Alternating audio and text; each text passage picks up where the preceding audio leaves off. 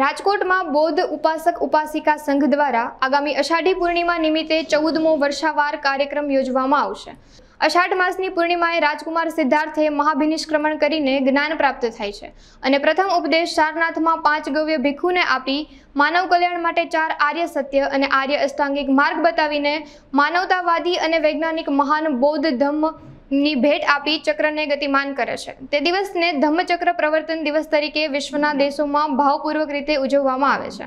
આગામી અષાઢ માસ પૂર્ણિમા ધમ્મચક્ર પ્રવર્તન દિનથી આસો માસ પૂર્ણિમા એટલે કે 21/7/2024 થી 17/10/2024 સુધી મંગલકારી વર્ષાવાર મહોત્સવ નિમિત્તે વંદનીય ભંતે પ્રજ્ઞારત્ન થેરો 14મો વર્ષાવાસ રાજકોટના સુગમ ગૌતમ બુદ્ધ વિહાર ખાતે યોજવામાં આવશે। આ અંગે વધુ વિગત અબતક મીડિયાની મુલાકાતે આવેલા બૌદ્ધ ઉપાસક ઉપાસિકા સંઘ દ્વારા પૂરી પાડવામાં આવી હતી।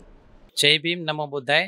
આજે અમે બૌદ્ધ ઉપાસક ઉપાસિકા સંઘના પ્રતિનિધિ મંડળ બૌદ્ધ સમાજમાંથી અમે બધા ઉપસ્થિત છીએ। વર્ષાવાસ એટલે કે આપણા જે બૌદ્ધ ધર્મની અંદર ધમ્મચક્ર પ્રવર્તન દિવસ અષાઢ માસની પૂર્ણિમાથી આસો માસની પૂર્ણિમા સુધી રાજકોટની અંદર વંદનીય ભંતે પ્રજ્ઞારત્ન થેરો ઉપસ્થિત રહી બૌદ્ધ ધર્મનું જ્ઞાન આપવાના છે।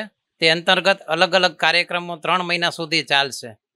સુગમ ગૌતમ બુદ્ધ વિહાર રાજકોટમાં તારીખ 21/7/2024 થી 17/10/2024 સુધી આ કાર્યક્રમ નિરંતર રહેશે।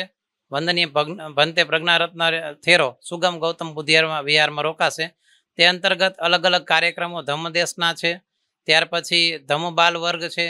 આવા કાર્યક્રમોનું આયોજન સંઘ તરફથી બૌદ્ધ ઉપાસક ઉપાસિકા સંઘ તરફથી કરવામાં આવશે।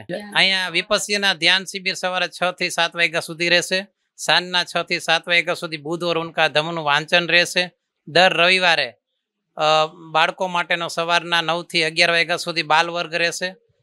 ત્યાર પછી ધમ્મ પ્રભાત ફેરી, ધમ્મદેશના, ધમ્મ ગોષ્ઠી અને ધમ્મ પ્રવાસનું આયોજન અમારા સંઘ તરફથી કરવામાં આવેલું છે। તો રાજકોટની જાહેર જનતા તમે બૌદ્ધ સમાજના દરેક લોકોને આ કાર્યક્રમનો અને વંદનીય ભંતેજીના જે જ્ઞાનનો લાભ લેવા માટે જાહેર જનતાને અમે આમંત્રણ આપીએ છીએ।